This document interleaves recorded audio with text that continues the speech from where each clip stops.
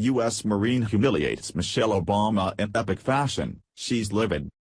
For those not familiar with military guidelines, it is inconceivable that someone on active duty, especially a United States Marine, would publicly criticize, or actually pen a letter to a government official, let alone to the wife of the Commander-in-Chief, in that the First Amendment and the military are simply not compatible. That being said, this active-duty Marine risks a lot in his apparent disgust for Michelle Obama. The letter chronicles this Marine's belief in the American dream, and his commitment to protect and defend this great nation. He reminds the First Lady that the military is colorblind, and takes her and the President to task for their obvious attempt to divide a nation along racial lines.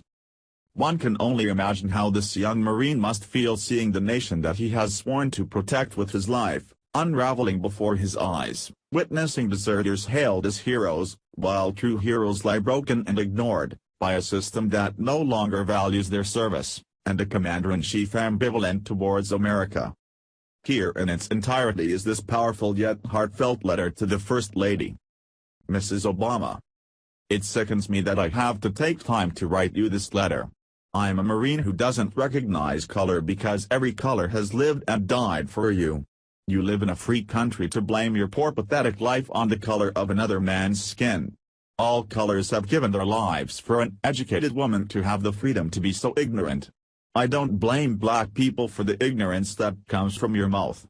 I love all colors because I love all that God creates. I don't have to like you to love you, and today is no different. I don't like you or your husband because of your character hidden behind your skin. Isn't it funny how the truth always reveals itself in time? You and your husband never showed this side of yourselves in 2008 before he was elected.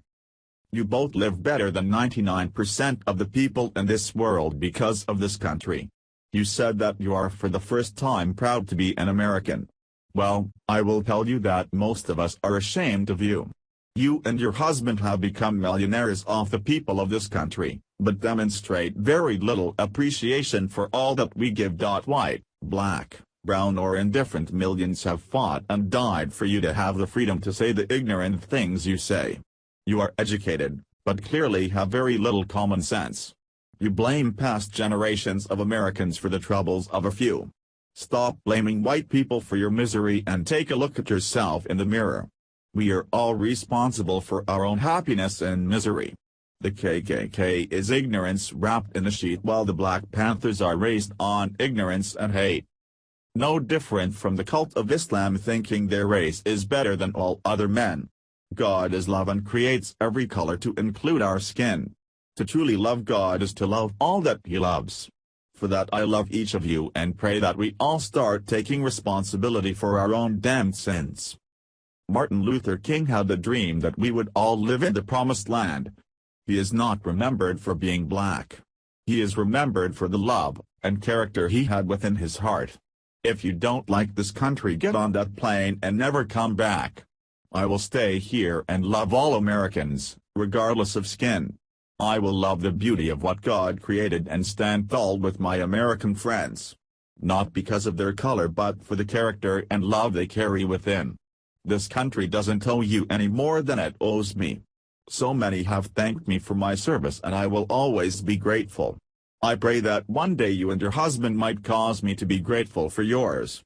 You will never be remembered as the First Lady of color but soon forgotten after you leave the White House. You nor your husband shall ever divide us. I wish you no harm, but pray you will get the hell off of this American land. If you wish to find me, I am now a writer for the DC Gazette. Also on Twitter at mshepo8_Mike, God bless you and semper fi. And while the letter at times seems harsh, this young Marine ends his pointed discourse with God bless you and semper fi.